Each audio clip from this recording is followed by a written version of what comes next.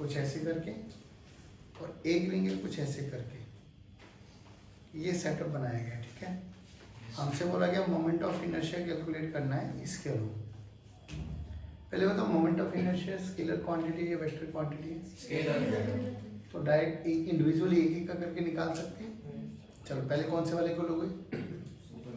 ऊपर वाले को लेते हैं। चलो अगर मेरे लिए इसको 2 मिनट के लिए हटा दो, ठीक है, we are dealing with this. तो ये बताओ इसके अलोन कैलकुलेट करना है ना मुझे, तो पैरेलल एक्सिस थ्योरम आती है मुझे लगानी, क्योंकि यहाँ परपेंडिकुलर का कोई लॉजिक बन नहीं रहा, क्योंकि इसके अलोन मुझे पता नहीं। अगर मैं परपेंडिकुलर लाइन ड्रॉ कर भी दूँ तो मुझे इसके अलोन मोमेंट ऑफ इनर्शिया नहीं आता। इसके अलोन मोमेंट ऑफ इनर्शिया आता है, बोलो mr²/2। क्या ये दोनों की दोनों पैरेलल हैं? क्या पैरेलल की कंडीशन याद है?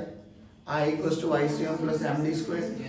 एक एक्सिस क्या होनी चाहिए जो सेंटर ऑफ मास से पास होनी चाहिए, तो ये वाली वो एक्सिस है जो सेंटर ऑफ मास से पास हो रही है। क्या इसका मोमेंट ऑफ इनर्शिया पता है? बोलो कितना? mr²। दोनों के बीच की दूरी बोलो r।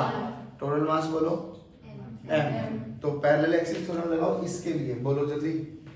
mr²/2 इसके लिए हम पैरेलल एक्सिस थ्योरम लगाते हैं, तो इसके लिए मोमेंट ऑफ इनर्शिया आता है mr²/2। ये दूरी बनी हमारी r, तो इसके लोग I मोमेंट ऑफ इनर्शिया क्या आएगा बेटा? I this is equals to mr²/2 plus m into r का स्क्वायर। ये अभी उसके ऊपर वाली का बना है। अब नीचे वाली के लिए आ जाओ। अब नीचे वाली को थोड़ा सा इमेजिन करना बस। अब नीचे वाले के लिए तो ये एक्सिस तो यही रही ना, इस नीचे वाली रिंग से इस वाली रिंग से ये दूरी कितनी हो गई? 2r।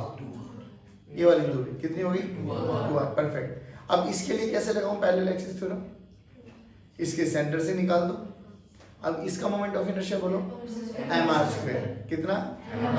क्या ये वाली एक्सिस और ये वाली एक्सिस पैरेलल है? क्या ये वाली एक्सिस सेंटर ऑफ मास से पास जा रही है? जल्दी बताओ, दूरी बताओ कितनी होगी? 3r। ये वाला r और ये वाला 2r। खत्म, आंसर हो गया। बस परफेक्ट। अगर जिसने भी ये किया डन है। अब देखो इसके अलोंग देखो, ये r, ये भी r और ये भी r, तो इसके अलोंग मोमेंट ऑफ इनर्शिया में आता है mr²। ठीक है ना? इसके अलोंग हमें मोमेंट ऑफ इनर्शिया आता है और दूरी कितनी हो गई? 3r। तो इसके अलोंग इसका मोमेंट ऑफ इनर्शिया देखो क्या बन गया? I this is equals to mr² plus 3r का होल स्क्वायर इंटू m। अब इन दोनों को ऐड कर दो, जो भी आएगा that will be your answer. ठीक है भाई? चलिए अभी हम बात करेंगे, एक नया टॉपिक स्टार्ट करते हैं। तो हम बात कर रहे हैं कि आज है ना एक नया टॉपिक, नया छोटा सा टॉपिक है जो कि वेक्टर्स में हमें पढ़ना था, जिसको हम बोलते हैं क्रॉस प्रोडक्ट। क्यों जरूरत है? क्योंकि अभी अगला जो टॉपिक पढ़ेंगे that is torque. Torque basically क्या होता है? कुछ आइडिया सुना है क्या होता है टॉर्क? हाँ, बेसिकली टर्निंग इफेक्ट होता है फोर्स का। जैसे फोर्स वहां पे चलाता था, टॉर्क यहाँ पे घुमाता है। अब जो टॉर्क है ना, उसको निकालने के लिए हमें प्रोडक्ट आना चाहिए, वेक्टर प्रोडक्ट। अब ये वेक्टर प्रोडक्ट क्या होता है? याद करो, हम लोगों ने वर्क पावर एनर्जी में डॉट प्रोडक्ट पढ़ा था। थोड़ा सा रिकैप करना डॉट प्रोडक्ट एक बार जल्दी। डॉट प्रोडक्ट क्या पढ़ा था हम लोगों ने? A dot B। It's a scalar quantity. इसका दूसरा नाम स्केलर प्रोडक्ट भी कहलाया जाता है। इसका क्या फॉर्मूला था बाबा?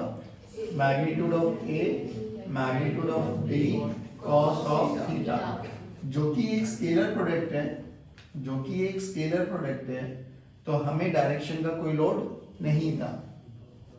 अब थोड़ा रिकैप करना एक बार, स्केलर प्रोडक्ट कैसे किया था हम लोगों ने।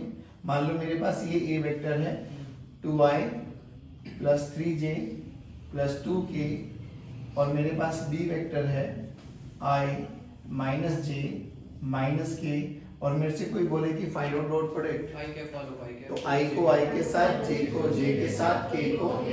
इसका लॉजिक क्या था?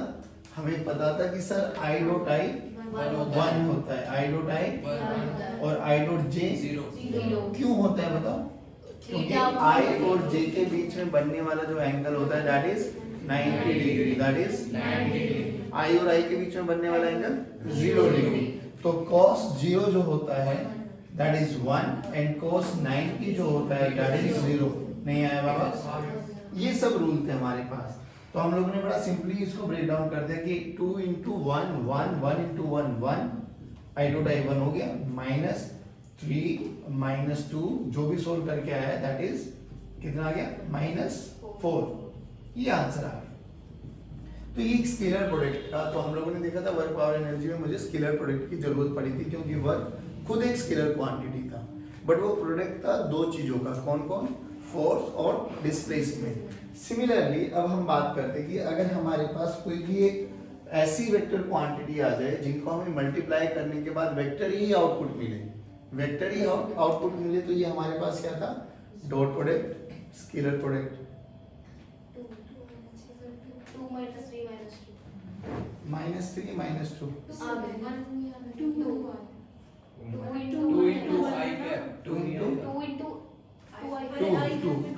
ओके, कोई नहीं, ये तो छोटे मोटे एरर चलते रहते हैं ना, मतलब पॉइंट तुम्हें समझ में आया रियलिटी में क्या था। ये तो बहुत छोटा सा एरर है। मल्टीप्लिकेशन करते समय इन चीजों का ध्यान रखना है कि 2 इंटू 1 2 होता है, 1 नहीं होता है ना। अब हमें क्या याद करना है कि अगर हमारे पास दो वेक्टर क्वांटिटी आ जाती है, देखो रिप्रेजेंटेशन का तरीका ये है, this is a cross b, a cross b, formula magnitude of a magnitude of b sine theta. अच्छा ये बाबा उसका मैग्नीट्यूड बना, बट ये तो खुद एक वेक्टर क्वांटिटी है, तो ऑब्वियसली कहीं ना कहीं डायरेक्शन भी एसोसिएट होगी, तो will write n cap. N cap हमारी डायरेक्शन को रिप्रेजेंट करेगा। फिर दोबारा देखो, ये हमारा बना इस ए क्रॉस बी का मोड, तो हम इसको ऐसे भी लिख सकते हैं, mod of a cross b और एन कैप। बोलो यहां तक किसी भी बच्चे को कोई परेशानी नहीं? अच्छा मुझे अब एक छोटी छोटी बातें और बता दो। अगर दो वेक्टर्स पैरेलल हो, अगर दो वेक्टर्स पैरेलल हो तो थीटा की वैल्यू 0, थीटा 0 तो साइन 0 0, साइन 0 0। कोई दो वेक्टर्स अगर परपेंडिकुलर हो तो थीटा की वैल्यू 90, सारे बच्चे बोलेंगे थीटा की वैल्यू, और साइन 90 कितना होता है 1। परफेक्ट। चलिए अब हमें बात करनी है बच्चों कि जब हम ए क्रॉस बी को कर रहे हैं तो हमें मैग्नीट्यूड तो समझ में आता है। जनरली हम मैग्नीट्यूड निकालेंगे डायरेक्शन के लिए, we have to use right hand thumb rule. Right hand thumb rule कैसे कराता मैं उसकी थोड़ी प्रैक्टिस कराता हूं। देखो हमने बात करी कि ये मेरे पास एक्स एक्सिस है, ये मेरे पास y एक्सिस है और ये मेरे पास z एक्सिस है।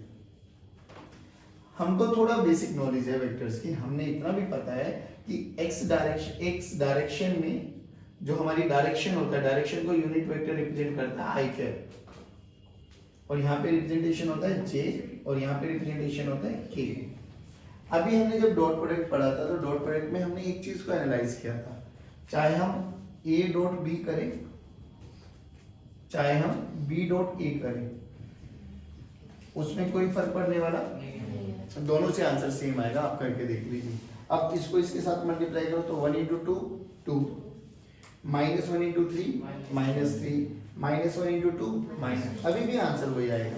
तो अपन बोल सकते हैं कि a डॉट b या b डॉट a उसमें कोई डिफरेंस नहीं है, लेकिन यहाँ पर ऐसा नहीं बोल सकते हम लोग।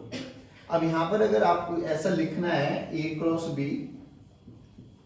Is equal to b cross a, तो ये बहुत बड़ा पाप है भाई फिजिक्स की लैंग्वेज में, ये पॉसिबल ही नहीं। अब इस पाप को दूर करने के लिए क्या करते, we have to write direction. तो भाई ये तो समझ में आया, मैग्नीट्यूड बराबर आ जाएगा बट डायरेक्शन सेम, तो इसको ऐसे लिख सकते हैं हम लोग अगर लिखने की कहीं जरूरत पड़ी तो, कि a cross b is equal to negative of b cross a।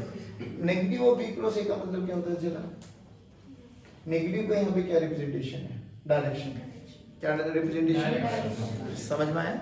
अब हम बोलते हैं कि देखो मुझे मान लो a क्रॉस b करना, बच्चों ध्यान से सुनना प्लीज, लिख बाद में लेना भाई, लिखो कम सुनो ज्यादा।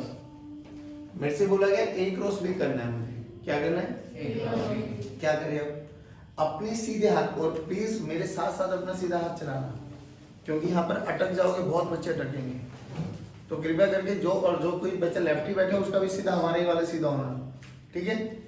अपने सीधे हाथ को देखो, मेरे से बोला गया a क्रॉस b निकालो, तो a क्रॉस b में जो a है ना बाबा, ये आपका इनिशियल वेक्टर या you can say starting vector represent करता है, और ये फाइनल वेक्टर को रिप्रेजेंट करता है।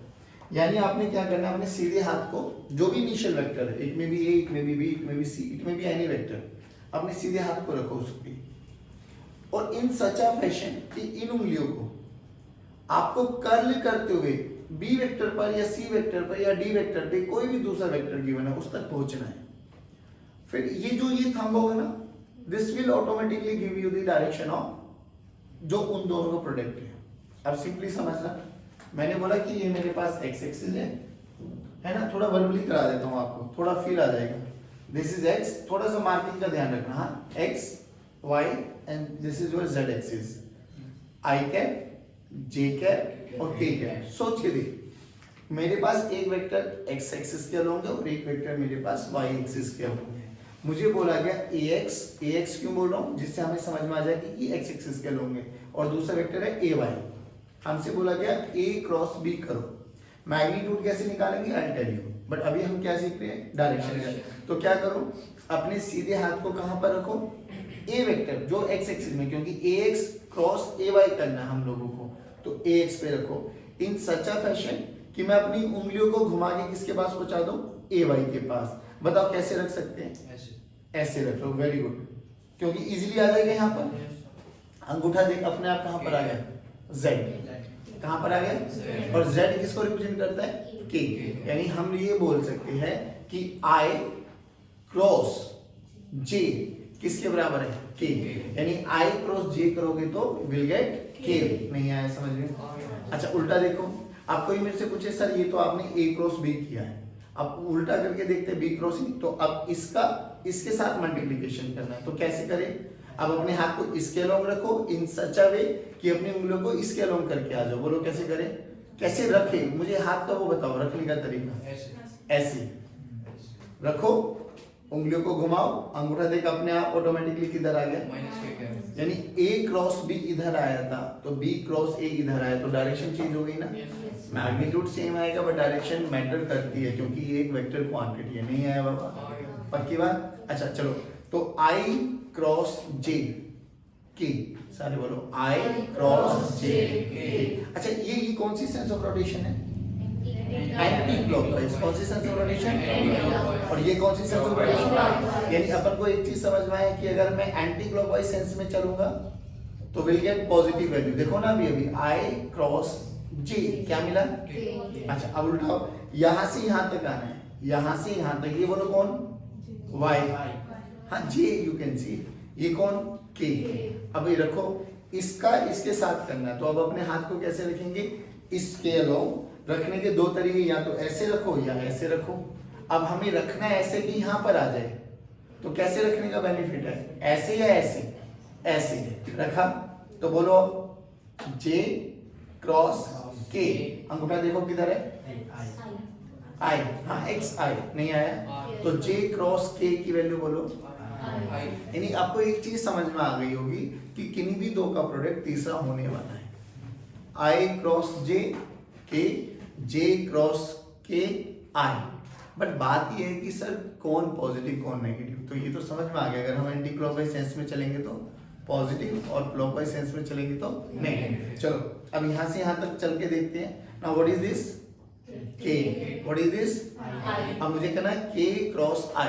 बोलो कैसे करें, हाथ को ऐसे रखूं या ऐसे रखूं, ऐसे रखने का तरीका है, क्योंकि मुझे यहाँ पर जाना है, तो ऐसे करो, घुमाओ, ऊपर आ गया, ऊपर कौन है, j है, तो k क्रॉस I बोलो j।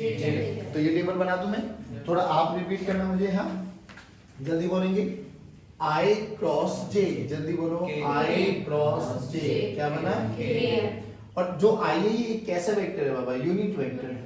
तो जब अपन ये वाला फॉर्मूला इसके लिए लगाएंगे, खुद सोच के देख, दोनों के बीच में एंगल बोलो 90। तो अभी अगर मैं इसको और रिप्रेजेंट करने का तरीका बोलूं, देखिए क्या लिखते हैं हम, I cross j mod of I, mod of I 1, क्योंकि I is a unit vector है तो उसका मैग्नीट्यूड 1 रहेगा, तो 1 मॉड ऑफ j 1, दोनों के बीच में एंगल 90, तो sin 90 1, ये तो हो गया मैग्नीट्यूड। अब ये कौन है, डायरेक्शन, तो डायरेक्शन बोलो I क्रॉस j की डायरेक्शन k है, तो मैग्नीट्यूड 1 है, डायरेक्शन k क्या बाकी नहीं आया, तो अपन simply will write i cross j किसके बराबर है बाबा? के कैप। जल्दी बोलो, जे क्रॉस के, सभी सभी सभी जे क्रॉस के आई कैप, और के क्रॉस आई जे कैप, के क्रॉस आई पक्का। ये तो हुआ मेरा एंटी क्लॉकवाइज। अब एंटी क्लॉकवाइज को मैं ACW लिख दूं, this is my anti clockwise direction. चलो अब क्लॉकवाइज डायरेक्शन में चलने की कोशिश करते हैं। वही मेरा x, मेरा y, मेरा z, अब अपन ऐसे चलेंगे। हाँ, ये this is my clockwise sense, this is clockwise direction. चलो बस उनको रिवर्स कर दो, जल्दी बोलो। j cross i, j cross i minus k। चलिए i cross k, i cross k, i cross k minus k cross j minus, यानी अपन को एक चीज समझ में आ गई ना ये टेबल देख के, कि किन्हीं भी दो का प्रोडक्ट तीसरा होने वाला है। बस ये आपको थोड़ा सा अपनी कॉमन बुद्धि का प्रयोग करके करना है कि which one is positive and which one is negative. यहाँ तक बताओ, कोई दिक्कत? पक्की बात? Make a note. एक जनरल तरीका बताता हूँ, फिर एक फुल प्रूफ तरीका बताऊंगा, उसको याद कर लेना बस, बहुत बेसिक चीज है। मेरे से अगर कोई पूछे कि भाई ए वेक्टर है मेरे पास, ठीक है, let's say 2i cap plus 3j cap, और बी वेक्टर है मेरे पास i cap plus j cap. बहुत सिंपल सी कैलकुलेशन मानी मैंने। हाँ, मेरे से बोला गया a क्रॉस b कैलकुलेट करो। अब बच्चों ने ना बड़ा बेसिक सा तरीका बोला, बच्चे बोले कि सर ये कैलकुलेशन तो हमें आती है। क्यों? क्योंकि आप लोगों ने 9th या 10th स्टैंडर्ड में ऐसी कैलकुलेशन करी है, x plus y into a plus b, याद है ना? मान लो ये c कुछ भी एक फिजिकल क्वांटिटी करनी आती है, नहीं मल्टीप्लिकेशन? बोलो एक बार कैसे कर लेते हैं? नहीं, xa plus xb plus ya plus yb। इसको लिखने का एक लॉजिक है, क्यों मैंने ax क्यों नहीं लिखा? अब तुम कह सकते हो सर ax बात तो बराबर है। हाँ बराबर है, कोई दिक्कत नहीं है, मैग्नीट्यूड वाइज में कोई मुश्किल नहीं है। लेकिन जब भी हम a क्रॉस b करेंगे तो मेक श्योर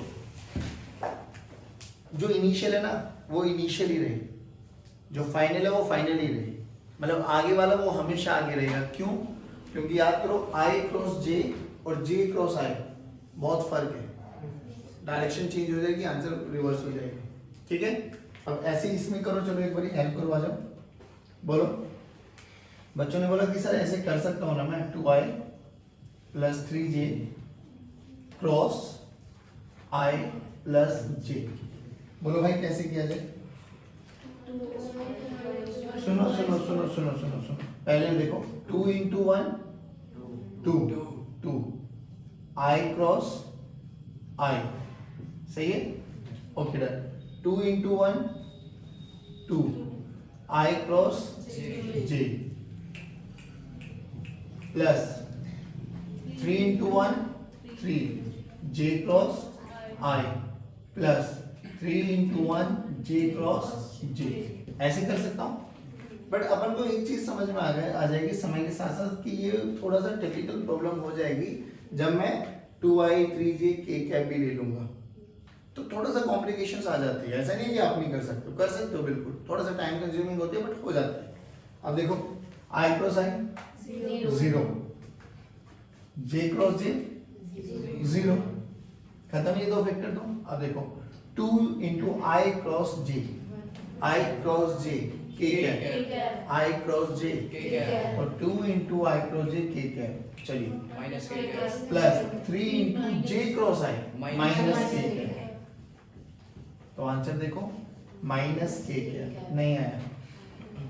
दैट बहुत इजी है, कोई मुश्किल नहीं है, बट वही कह रहा हूँ कि मुश्किलात थोड़ी सी बढ़ जाती है जब हम लोग i j और k के साथ डील करते हैं। जैसे फॉर एग्जांपल मैं इसी को ऐड ऑन कर देता हूँ। हाँ, अब एक और क्वेश्चन कर लो इसी में, कि एक एग्जांपल है हमारे पास 2i plus 3j plus k cap, और b वेक्टर हमारे पास गिवन है i cap minus j cap minus k cap. हमसे बोला गया अब एक क्रॉस b निकालो, तो इसके लिए भी यूज डिटर्मिनेंट फॉर्मूला। और डिटर्मिनेंट क्या होता है वो समझ लो एक बारी, बस है बहुत इजी। देखो हमें आई जे के की बात करनी है तो ऊपर लिखो आई जे एंड देन के, ठीक, प्लस माइनस प्लस। ये प्लस माइनस क्यों आया, रीजन सुनो। क्योंकि जब मैं आई को आंसर लिखूंगा, आई का आंसर, तो ऑब्वियसली मैं इन दो की मल्टीप्लीकेशन करूंगा। तो जे क्रॉस के आंसर बोलो प्लस होता है या माइनस होता है? जे क्रॉस के, जे क्रॉस के प्लस आए। तो जब मैं प्लस इसलिए लिखा है क्योंकि इन दो की मल्टीप्लीकेशन करनी है मुझे। कैसे करनी है आई टेल यू, बट ये प्लस माइनस प्लस का सिंबल समझो पहले तो, कि प्लस क्यों लिखा है, क्योंकि मैं जे क्रॉस के करूंगा, ठीक है। अब माइनस क्यों लिखा है, क्योंकि मैं नहीं के क्रॉस आई करूंगा तो पॉजिटिव हो जाएगा। मैं आई क्रॉस के करूंगा, देखो आई क्रॉस की, आई क्रॉस की, आई क्रॉस की, माइनस जे, ठीक है। और यहाँ पे प्लस क्यों लिखा है, क्योंकि मैं आई क्रॉस जे करूंगा। इतना समझ में आया, ये प्लस माइनस प्लस का सिंबल ही है। अब बहुत टीचर्स ऐसे भी पढ़ा देते हैं, ये आई ये जे ये के, इसके पीछे फिर आई लिख लो, उसमें और सिस्टमेटिक बन जाता है। मतलब टोटली आपकी मर्जी है बाबा, जैसे आपको करना है। ये प्लस माइनस प्लस याद है तो ठीक, नहीं तो सबके आगे प्लस प्लस लिखते चले जाओ। ये आई ये जे ये के, एक और आई लिख दो। अभी आई टेल यू कैसे, सर किसी में ये रहेगा प्लस माइनस प्लस, हर किसी में, हर किसी में। अरे एक स्टैंडर्ड फॉर्मेट है, गलत नहीं है। देखो अब क्या करो, आई के नीचे आई के कोएफिशिएंट को लिख लो। बोलो आई का कोएफिशिएंट यहाँ पर 2 यहाँ पर, तो 2 1, जे के साथ 3 माइनस 1 1 माइनस 1, ठीक है। अब देखो समझ में आ गया। अब मुझे क्या लिखना है, मुझे आई और जे और के की वैल्यू लिख देंगे, खत्म करो। तो प्लस आई माइनस जे प्लस के, देखो अब जब आई की वैल्यू लिख रहे हो ना आई का, तो आई को हाइड कर दो, खत्म। ये दो चीजें दिखाई दे रही है, इनकी क्रॉस मल्टीप्लीकेशन करो, क्रॉस मल्टीप्लीकेशन। रुको रुको रुको रुको, मैं बताऊंगा आपको। इसको इसके साथ करो, -3, बीच में माइनस का साइन लगाओ, फिर इसकी मल्टीप्लीकेशन करो -1, तो मैं कर दूं -1, ऐसे लिख देता हूं, चलो ठीक हो गया, खत्म। अब जे को लिखना है तो इसको हाइड करो, और अपन को इसके साथ मल्टीप्लीकेशन करनी है।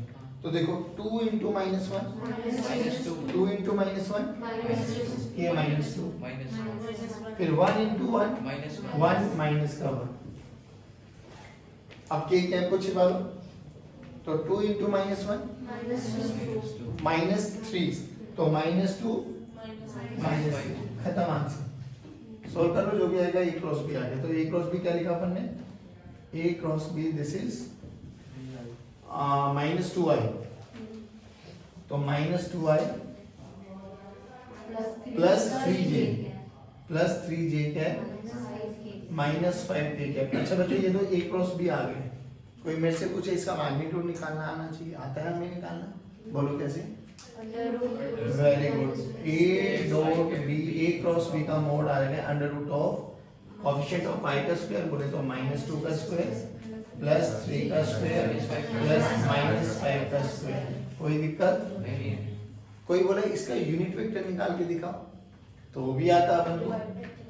Unit vector n cap this is equals to a cross b, जो कि ये है, divided by mod of a cross b। नहीं आया, खत्म। बोलो इसमें कोई मुश्किल है? यूनिट वेक्टर के लिए यूनिट वेक्टर तो वही होता है ना जिसका मैग्नीट्यूड 1 होता है। जैसे वहां पे a कैप निकालते थे, यहाँ पे n कैप निकाल लो, ठीक है ना। करो एक क्वेश्चन दो, गिव इट अ ट्राई। चलो सभी बच्चे ट्राई करेंगे। हाँ, तो मेरे पास a वेक्टर है -3i cap plus j cap plus 2k cap. b vector है मेरे पास 2i plus 3j minus k। बोला गया find a cross b, find a cross b। चलिए, तो अभी हम पढ़ेंगे टॉर्क। अभी हमने बहुत बेसिक इंट्रोडक्शन दे दिया a क्रॉस b का, कि हमें a क्रॉस b कैलकुलेट करना आना चाहिए। रीजन भी है, टॉर्क का जो फॉर्मूला होता है ना बाबा, किसी भी पॉइंट के अलोंग अगर मैं टॉर्क लिखता हूं it is represented by tau, it's a vector quantity और फॉर्मूला होता है r क्रॉस f। अब r क्या है, ठीक है, अब r क्या है, बेसिकली टॉर्क होता क्या है, जैसे वहां पर हम देखते थे कि फोर्स लगाने के बावजूद ऑब्जेक्ट में मोशन आता था, एक्सेलरेशन आती थी, ऑब्जेक्ट चलता था, ऐसे ही टॉर्क लगने के बावजूद ऑब्जेक्ट है ना घूमेगा। अब जब घूमेगा तो किसी ना किसी पॉइंट या एक्सिस के अलोंग घूमेगा, कोई भी बॉडी में मोशन लेके आया है, हमने देखा भी एनएलएम में, यही तो पढ़ा था। टॉर्क क्या होता है, टॉर्क बेसिकली टर्निंग इफेक्ट है फोर्स का, या ऐसी चीज जिसके कारण ऑब्जेक्ट घूमेगा। अब घूमेगा तो वो किसी ना किसी पॉइंट या एक्सिस के अलोंग घूमेगा।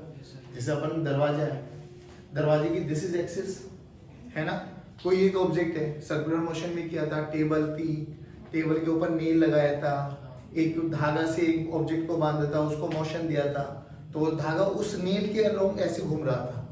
तो अब देखना इसमें प्योर आपका सर्कुलर मोशन वगैरह सब कुछ इन्वॉल्व हो जाएगा, वही वी ओमेगा आर थीटा सब चीजें वही आने वाली है दोबारा से।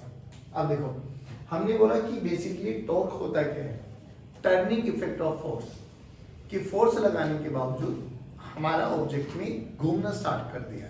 अच्छा अब ये आर और एफ क्या होता है, देखो मान लो मुझे इस पॉइंट के अलोंग टॉर्क निकालना है, लेट्स से थोड़ा और, this is my x axis, this is my y axis, और मुझे इस पॉइंट के अलोंग एक वो निकालना है टॉर्क, ठीक है सर।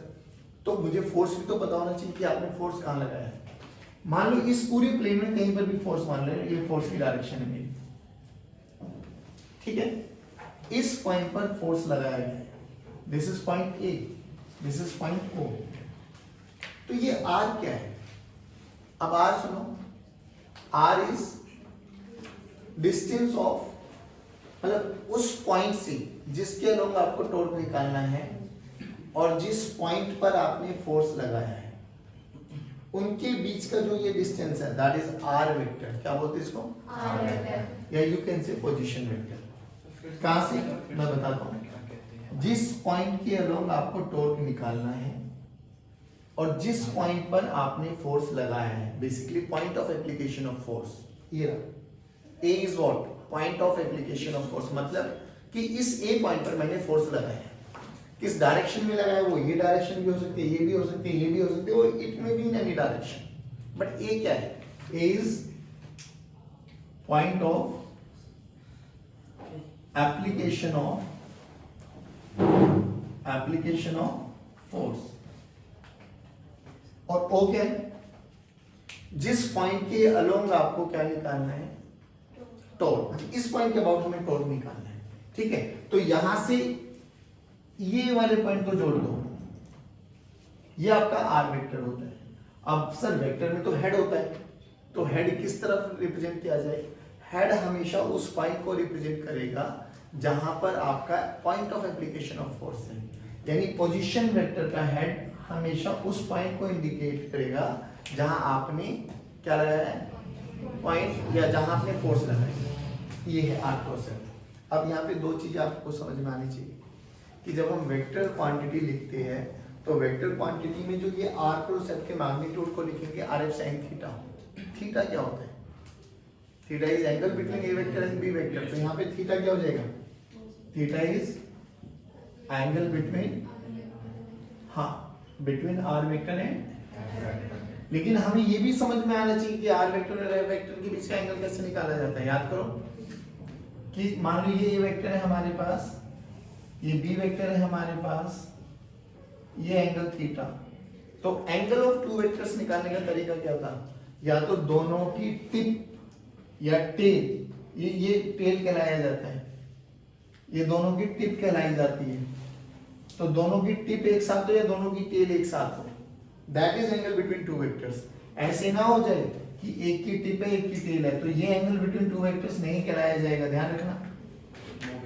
हाँ, मोबिलिटी का यूज करो, इसको आगे ड्राइव करके आ जाओ, ठीक है। सिमिलरली मान लो ये एंगल थीटा है, let us suppose position vector ने आर एक्सिस के एक्स एक्सिस के अलोंग कितना एंगल बनाया है, थीटा, तो what is angle between R vector and F vector. तो हम क्या करें, इस आर वेक्टर को थोड़ा आगे प्रोसीड कर दें, नहीं आया भाई, देखो these two lines are parallel to each other, अगर ये एंगल थीटा तो ये भी थीटा। नहीं आया, पक्की बात। आप सुनो, तो टॉर्क के ना कुछ स्टैंडर्ड फॉर्मूले हैं। एक तो ये कि tau vector is R vector cross F vector. Generally हम ये देखने को मिलता है हमारे लिए। इसको ना लिखने के दो तरीके हो गए, क्या वो समझो कि ये मेरे पास पोजीशन वेक्टर है, ठीक। अब हमने क्या किया, जहां पर फोर्स लगा है ना उसके अलोंग इस पोजीशन वेक्टर की, देखो ये line of motion of line of action of force है, this is line of action of force,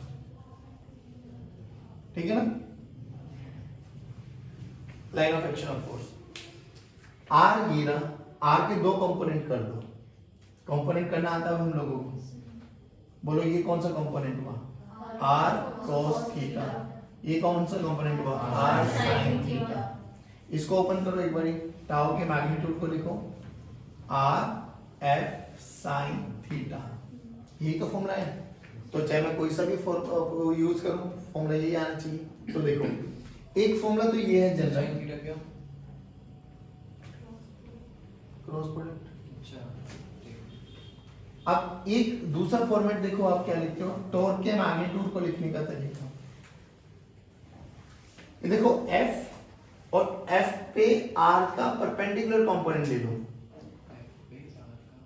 F ये रहा, अब R के कंपोनेंट एक ये रहा, एक ये रहा, इसको क्या बोलते हैं हम, R parallel, parallel to what, force.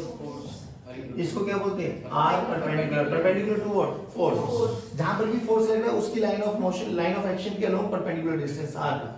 तो टॉर्क का एक फॉर्मूला, ये बहुत जनरली फॉर्मूला यूज करेंगे हम, R perpendicular to F vector, जिस भी डायरेक्शन में फोर्स लग रहा होगा R का परपेंडिकुलर कंपोनेंट ले लो, दैट्स इट। तीसरा फॉर्मेट देखो, ऐसे भी हो सकता है इसको करने का तरीका, कि सर जैसे हमने R के कंपोनेंट लिए, ऐसे मैं F के भी ले सकता हूँ, बिल्कुल ले सकते हैं। देखो वही x एक्सिस, वही y एक्सिस, वही फोर्स लगा इधर, ये वही पोजीशन वेक्टर आया बेटा r वेक्टर, ठीक, ये वही थीटा एंगल हुआ हमारा, डन। अब अगर मैं इसको आगे एक्सटेंड कर दूं तो ये थीटा एंगल, f के दो कंपोनेंट कर सकते हैं, f का ये कंपोनेंट f cos थीटा और एक कंपोनेंट f sin थीटा। नहीं आया बच्चों, पक्का। देखो इसको बोलते हैं हम F parallel, parallel to what, position vector. इसको बोलते हैं हम F perpendicular, perpendicular to what, position. मर्जी आपकी है, जैसे आपको सुटेबल लगेगा क्वेश्चंस को देख के वैसे आप लोगों ने एग्जीक्यूट कर देना।